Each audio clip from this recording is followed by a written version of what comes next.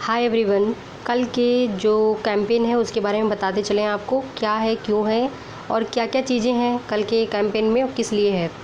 तो फ्रेंड्स, सबसे पहले देखिए, मैंने अभी एक स्टेटस लगाया था, टेलीग्राम में भी लगाया था और यूट्यूब चैनल में भी डाला था, नियति मोटिवेशनल नियति क्लासेस में। तो फ्रेंड्स, पहला पॉइंट मेरा ये था कि कुछ भी हो जाए, परीक्षा एक ही शिफ्ट में होनी चाहिए। ये सारे बच्चों की डिमांड है, आप कमेंट जाके देख सकते हैं। लगभग बच्चों की डिमांड यही है कि परीक्षा कुछ भी हो जाए एक ही शिफ्ट में होनी चाहिए, जैसे हमेशा से होती रही है। इसके नहीं होने से बहुत सारी दिक्कतें हो जाएंगी। बोल रहे हैं कि 2 शिफ्ट में होएगा तो फिर परसेंटाइल सिस्टम ऑन करना पड़ेगा और वो नहीं होना चाहिए। ठीक है, बच्चे विरोध में हैं इसके। दूसरी चीज़ है, बच्चे क्या मतलब होना ही चाहिए, एक पेपर हो और 2 शिफ्ट की कोई ज़रूरत नहीं है, सबसे बड़ी चीज़ है। और ज़्यादा अगर लग रहा है कि बच्चे ज़्यादा हैं, नहीं हो पाएगा, तो ठीक है, आप थोड़ा समय ले लो, 5-6 दिन का, हफ्ते भर का समय ले लो, आराम से 1 हफ्ता एक्सटेंड कर दो पेपर को। ठीक है, कोई जल्दी नहीं है हम लोग को, क्योंकि हम लोग को एकदम नीट एंड क्लीन एग्ज़ाम चाहिए। कोई प्रॉब्लम नहीं होनी चाहिए उसमें, पेपर रद्द होना, हंगामा होना, फिर से किसी सेंटर में एग्ज़ाम कंडक्ट कराना, ये सब चीज़ें नहीं चाहिए। ठीक है, ऑलरेडी 65 में दिव्यांगजनों का पेपर हुआ तो 2 पेपर हो गए उस साइड में, फिर 66वीं में हंगामा हुआ तो औरंगाबाद सेंटर का नया एग्ज़ाम कराना पड़ गया, और अभी 67 में भी ये बोल रहे हैं कि 2 शिफ्ट में पेपर होगा। तो ये सही नहीं है, 2 शिफ्ट में होएगा तो परसेंटाइल सिस्टम लाएंगे ये लोग, ये नहीं सही है, इसके अगेंस्ट है हम लोग। फिर है आपका सेकेंड पॉइंट कि यूपीएससी के उम्मीदवारों को ध्यान में रखते हुए बीपीएससी की जो परीक्षा तिथि है इसमें चेंजमेंट करनी चाहिए। तो इसमें फ़ायदा ही हो जाएगा, क्योंकि जल्दबाजी में पेपर करेंगे तो ख़राब हो सकता है, कोई ना कोई इशू आ जाएगा। तो आराम से कराएं, समय लेकर कराएं, ज़्यादा आराम से ना कराएं कि बिल्कुल से निकाल दें, एकदम अक्टूबर पार कर दें, दिसंबर पार कर दें, है ना। ऐसा नहीं करना है।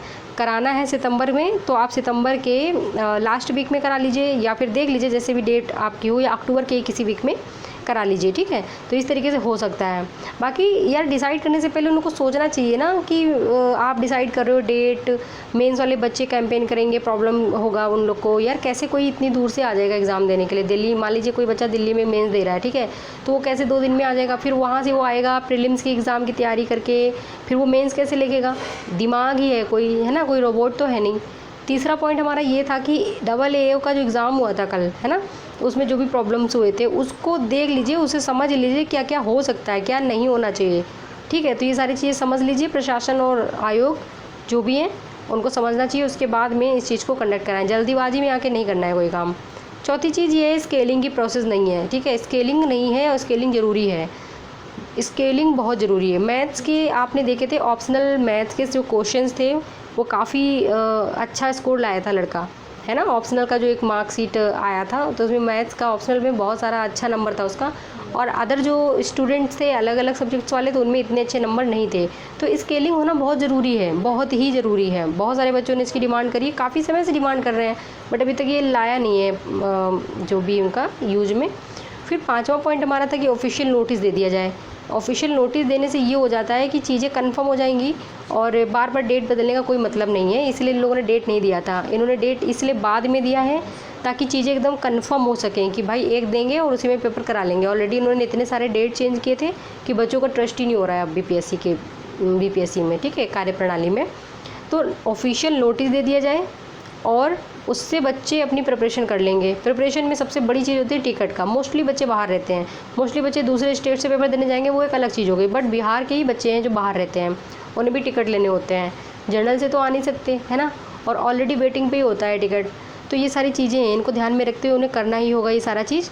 तो इसके रिगार्डिंग हम लोगों ने कैंपेन रखा है ना। इनके जो आप यहाँ पे देख सकते हैं दिलीप भैया को, तो इन्होंने एक रखा हुआ है कैंपेन, और बच्चे भी इनका सपोर्ट करें, सभी लोग सपोर्ट करें। आई मीन सभी लोग कर रहे हैं, यूट्यूबर्स, एडुकेटर्स, जो कोचिंग संस्थान वाले लोग हैं, सभी लोग सपोर्ट कर रहे हैं इनको। तो इनका जो ट्विटर आंदोलन होगा, ठीक है, इसका जो हैशटैग है वो है BPSC PT इन 1 शिफ्ट। मेन इनका जो कैंपेन है, इसीलिए मेरा भी मेन ये है कि भैया एक ही शिफ्ट में करवाइए, चाहे जो हो जाए। तो 22 को यानी कि कल होगा 11 बजे से दिन में, मॉर्निंग में।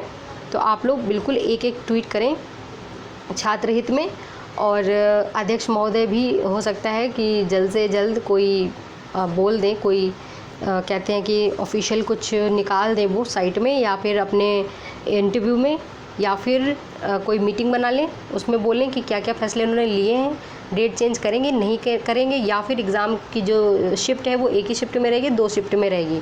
ठीक है, तो मुझे पता है मोस्ट ऑफ बच्चे कमेंट कर रहे थे कि पेपर 1 शिफ्ट में ही होना चाहिए, परसेंटाइल सिस्टम नहीं होना चाहिए।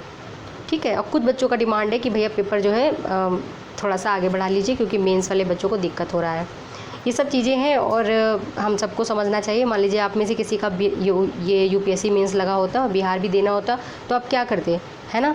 तो इसको भी ध्यान में रखिए प्लीज़। ये मत बोला कीजिए कि मेरा तो होना चाहिए, अरे हो उससे हो उसका हो या ना हो, ऐसा नहीं है। आप प्रशासक बनोगे, आपको सबकी चीज़ों को देखना होगा, है ना। आप अपना नहीं देख सकते, केवल एक व्यक्ति को नहीं देख सकते, आप सबको लेके चलेंगे।